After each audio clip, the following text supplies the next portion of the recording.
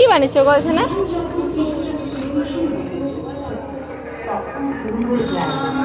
নতুন করে আবার কাঁটাতার বিছানো খেলা। কত প্রশ্ন হয় তাদেরকে নিয়ে। এটা কি মেয়েটা?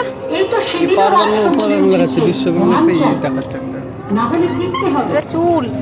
কোথাও ফিরবে এলো প্রমাণ করার পালা। জন্ম তারিখ কত, কত সালে এসেছো? পেপার না ওপার?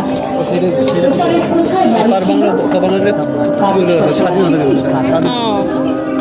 এই প্রান্তিক মানুষগুলো তখন থেকে এখন পর্যন্ত যে ধারাবাহিক জীবনযাত্রা, তাকে তুলে ধরতেই আমাদের এই উদ্যোগ। আমরা বেছে নিয়েছি এক মায়ের কান্না থামাতে আর এক মায়ের বোধনকে। দেখেছি সুরকুলকে ধ্বংস করতে মায়ের দশাবতারে 10 হাতে অস্ত্র ধারণ করতে। অন্যায়ের বিরুদ্ধে আন্দোলন হয়েছে যুগে যুগে, কোন সময়ে কবির লেখার জোরে।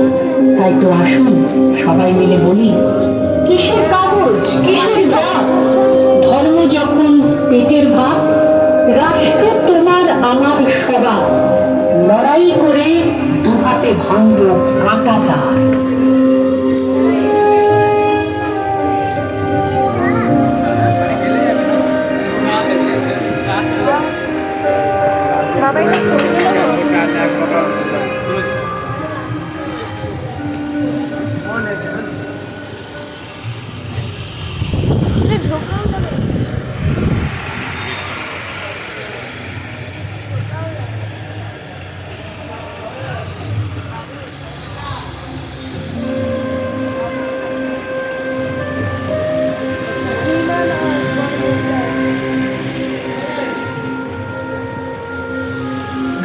চোখে তার কাটার বেড়া হলো না আর আমার গায়ে ফেরা।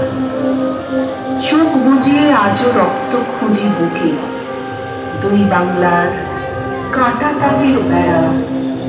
কবি কাজী এক সুরে গান গায়। 85 ঊর্ধ্ব বাবা আর 71 বছরের মায়ের আজও ঠাঁই নেই তার মাতৃভূমিতে। একদিকে ভাষা আন্দোলন, অন্যদিকে দেশভাগের যন্ত্রণা।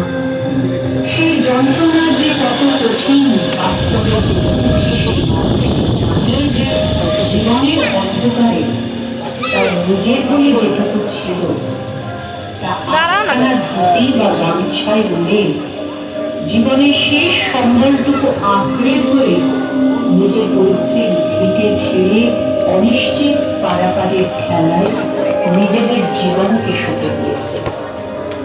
আজও কাঁটাতারের অপর থেকে তাকিয়ে থাকে এক বুক স্মৃতি আর ভয় মাথা রক্তাক্ত দিনগুলির ছবি বুকে নিয়ে।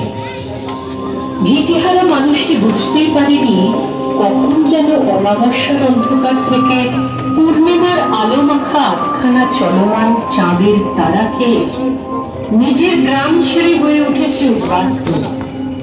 আর নাম গোত্রহীন কোনো একখালি জমির মালিক, আর তাতেই মাথা গোজার জোগাড়, ঠিকানা কলোনি বা খেটে